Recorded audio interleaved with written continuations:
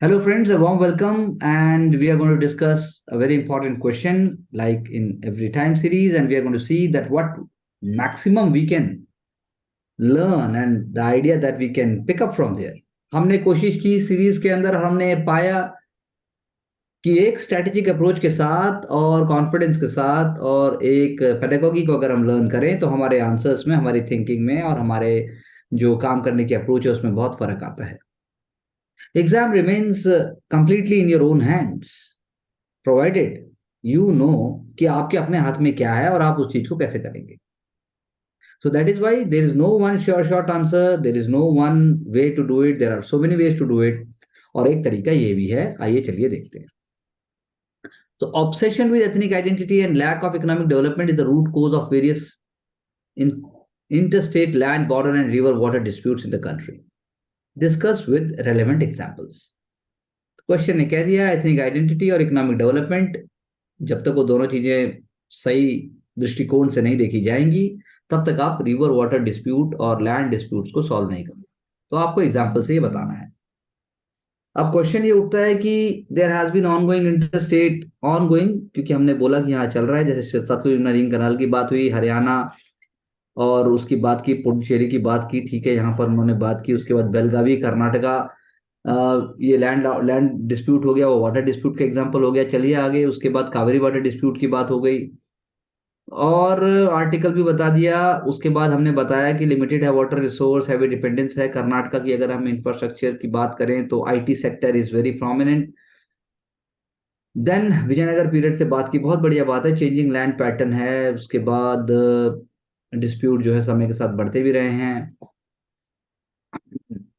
तमिल कर्नाटका की बात की, असम अरुणाचल प्रदेश के बॉर्डर डिस्प्यूट की बात है. रिजॉल्वमेंट की यदि बात की जाए, पॉलिटिकल विल पावर चाहिए, साथ साथ में पीपल टू पीपल कनेक्टिविटी चाहिए. एक वे आइड है.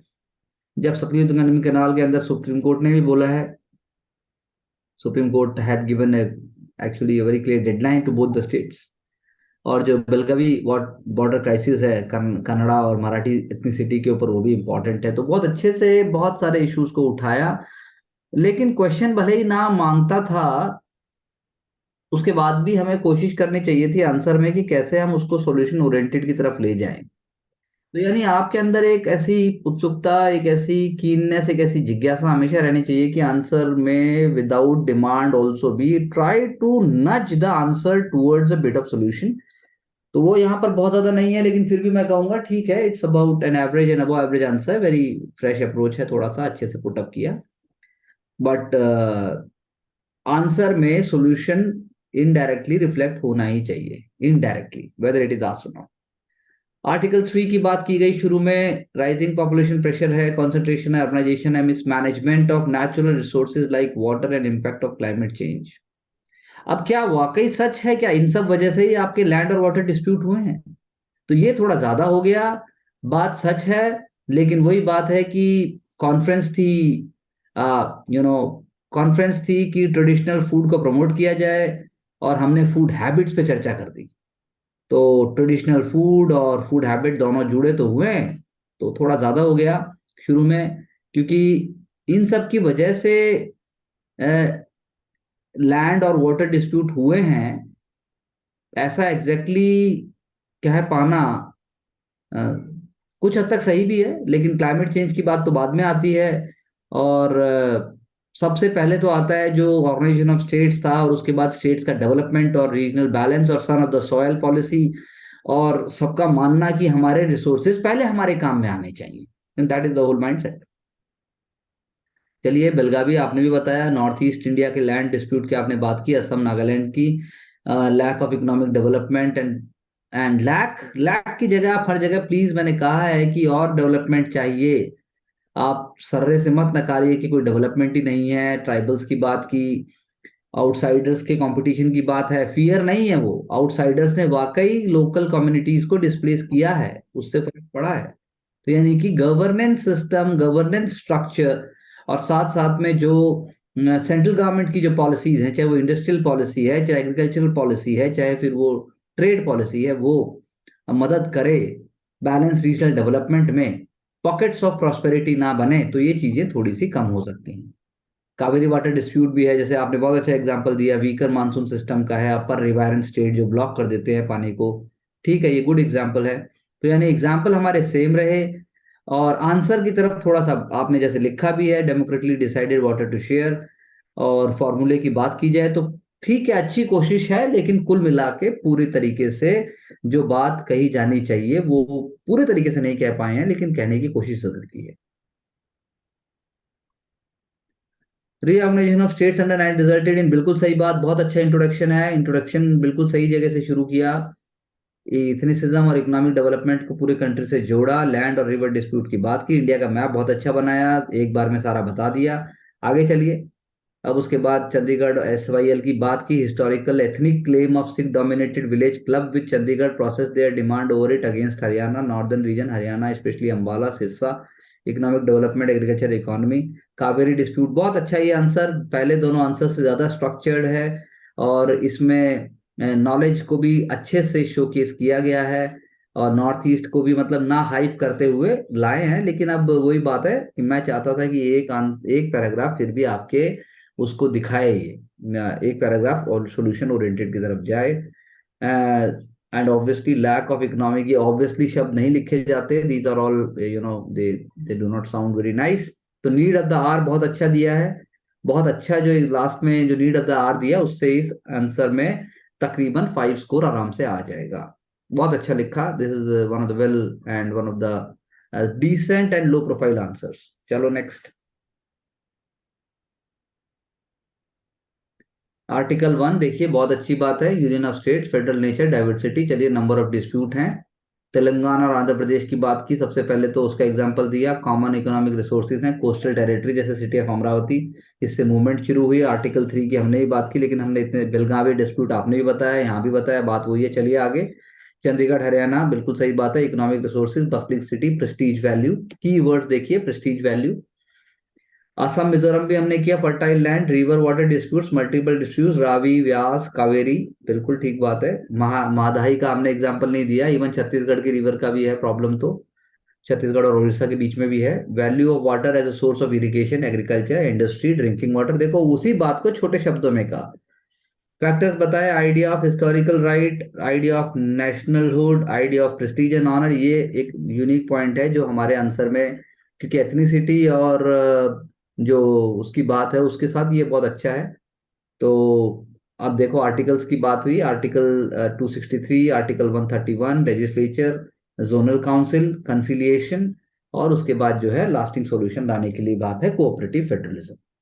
So I think in all these answers, the last answer is definitely much more clinical in approach. First answer जो हमने पढ़ा, अगर आप अभी ऊपर लेके चलें तो इस आंसर के अंदर आर्टिकल्स और जुडिशरी और लेजिस्लेचर का रोल ज्यादा है। इसके ऊपर वाले आंसर की यदि हम बात करें तो उसमें एक्सप्लेनेशन ज्यादा है, लेकिन वो फिर भी ट्रैक पे है, थोड़ा सा फैल रहा है, लेकिन still it is talking about the key words.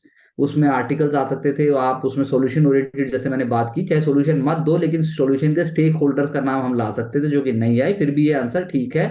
But फिर भी क्लिनिकल और लीन एंड मीन आंसर तो लास्ट में ही है, ये उसी के ट्रैक पे है। यहाँ पर भी अच्छा आंसर है, लेकिन ये जो है क्योंकि जनरल स्टडीज पेपर 2 की हम बात कर रहे हैं, तो उस हिसाब से थोड़ा सा और आर्टिकल या थोड़ा और इसको स्क्वीज हल्का सा करके होना चाहिए था, वो नहीं हुआ। बाकी I think it is well on track, ये बता रहा है, बातें कर रहा है, लेकिन फैलाना नहीं है। और ऊपर चलिए। आर्टिकल 3 तो आपने बताया ही है, ये वाला भी बहुत अच्छे से, मतलब बहुत ही आई थिंक वेल रिटर्न, लेकिन still as I told you I was looking forward to certain kind of more solution oriented approach, जो कि मिसिंग है। अदरवाइज तो आई थिंक गुड एफर्ट। 4 से 5 के बीच में फर्स्ट और सेकंड आंसर का, 4 से 4.5 तक स्कोर फर्स्ट और सेकंड में आ सकता है, चांसेस हैं, डिपेंड्स ऑन अदर आंसर्स, वो कितने क्लिनिकली लिखे जाएंगे। उसके बाद वाले आंसर में पहले दोनों आंसर से थोड़ा ज्यादा मार्क्स मिलना चाहिए, चाहे वो आधा नंबर हो चाहे कुछ भी हो। लास्ट में जो लिखा गया है वो ज्यादा क्लिनिकल है, ज्यादा सटल है। हमारे आंसर्स थोड़े से और सटल हो सकते थे, कम इंफॉर्मेशन के साथ और ज्यादा हम, क्योंकि कॉन्स्टिट्यूशनल आर्टिकल्स और whatever we use that is the benchmark value and it makes a lot of difference. So this is all what we can say, and we can stop the sharing, please. So Pravesh, what do you say? Sir, some use of articles can be done in the GS2 exams, and some more subtle building in the answer. Subtle, बाकी तो अच्छा था, subtle होना चाहिए बस थोड़ा सा, बाकी तो I think. Anchal, what do you से?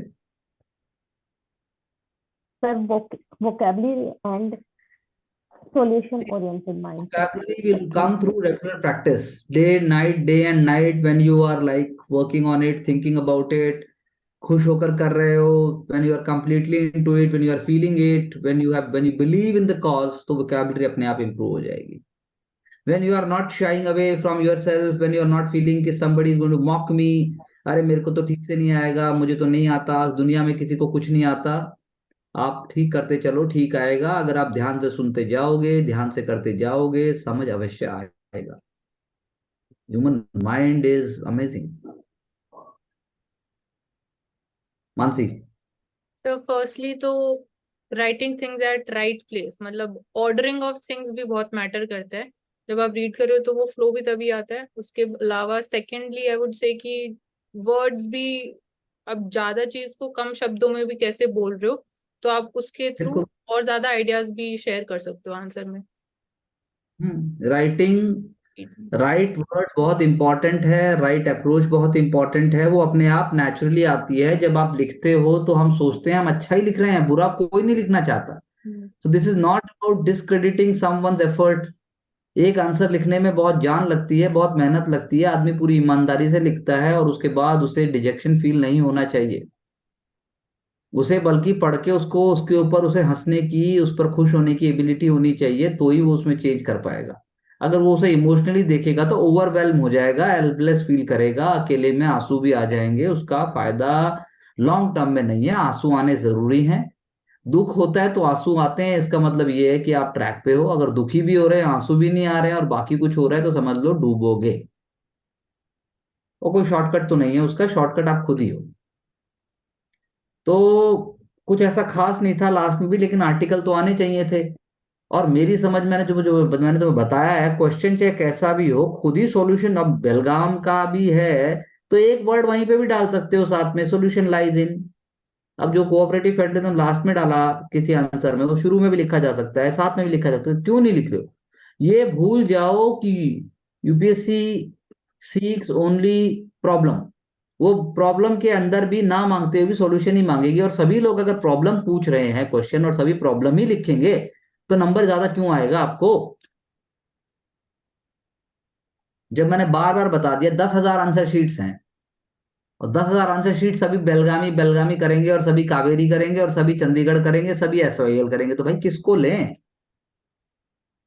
तुम किसको लोगे? खुद ही चेक करते आंसर तो हैं। ऊपर ऊपर ओम जय श्री राम तो लिख नहीं सकते, क्या करोगे फिर? तो ये बात समझ लो, 10,000 आंसर हैं, और हर कोई प्रूव करना चाहता है कि मुझे पता है sir, please take me. It's a competitive exam, भंडारा नहीं है कि हाँ भाई पूरी दो पूरी मेरे लिए बचा लेना। हाँ बचा लेंगे, रुक जा। तो भंडारे की तरह एटीट्यूड मत रखो। कौशिक?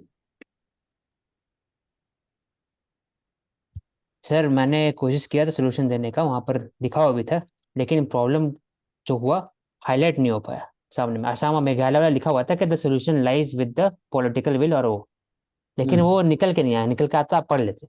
तो आई थिंक सर कि निकल के नहीं आया, राइट मतलब नीचे वाला से वो छुप गया। तो राइट भाई, जगह पर आप जब सोल्यूशन इतने देना चाहिए। सारे, देखो आप ब्रांचेस इतने सारे बना दोगे, अब हम्म, आप आंसर में इतने सारा ब्रांचेस आ जाता है, फिर वो डब्बा भी आ जाता है, तो फिर मतलब अब एग्जामिनर कहाँ से, हाँ मतलब सर तो, कैसे? हाँ सर तो, एग्जामिनर एग्जामिनर को ये नहीं पता है ना कि वो आपका आंसर है। अच्छा हम्म, औशिक का है, ध्यान से पढ़ेंगे, धीरे धीरे पढ़ेंगे, ऐसा थोड़ी ना होगा। तो आगे आ गया भाई, जो है गया। हाँ सर तो वो लर्निंग हुआ कि सोल्यूशन दिखना चाहिए, उसको हाईलाइट करिए या फिर आप अलग से इसको लिखें। तो आपको चौकन्ना होके रहना है, पर चौकन्ना मतलब एंशियस नहीं है, ठीक है? चौकन्ना होके रहना है, लेकिन चौकन्ना मतलब एंशियस नहीं होता। चौकन्ना का मतलब जागरूक मान लीजिए। गोली भी लग गई है, तो जब तक सॉल्यूशन नहीं है तो हाथ रखो गोली पे। ये नहीं कि गोली लग गई, अरे कोई है क्या, अरे गांव वालों, ऐसा कुछ नहीं हो, कोई है ही नहीं जंगल में। तो उस पर हाथ रख लो और चुपचाप चलते रहो। जब कोई दिखेगा, कोई मदद करने वाला मिलेगा तो हाथ हटाओ और गोली निकलवाने की बात करो। उससे पहले गोली पे सिर्फ हाथ रख लो, चाहे वो एक गोली लगी है चाहे वो 4 लगी, चाहे 4 लगी। 4 लगी तो तू बेहोश होके गिर जाएगा भाई। मैं तो 2 सोच रहा था, तू सीधा 1 से 4 बना दी। 4 के बाद ना चल पाएगा। है धर्मेंद्र है, अमिताभ बच्चन है, 2 रख लेता यार, सीधा ही 4, मतलब कमाल हो गया। तो 2 तक झेला जा सकता है, 4 तक तो ब्लड लॉस ज्यादा हो जाएगा ना। So good efforts. Thank you very much. And we'll discuss in the next session. I appreciate all your ideas. So Prerna, what do you say? Anything missing out? No sir, सही है। सही है? ठीक है। Okay, and Prerna? Oh, sorry. Karuna, do you want to say something?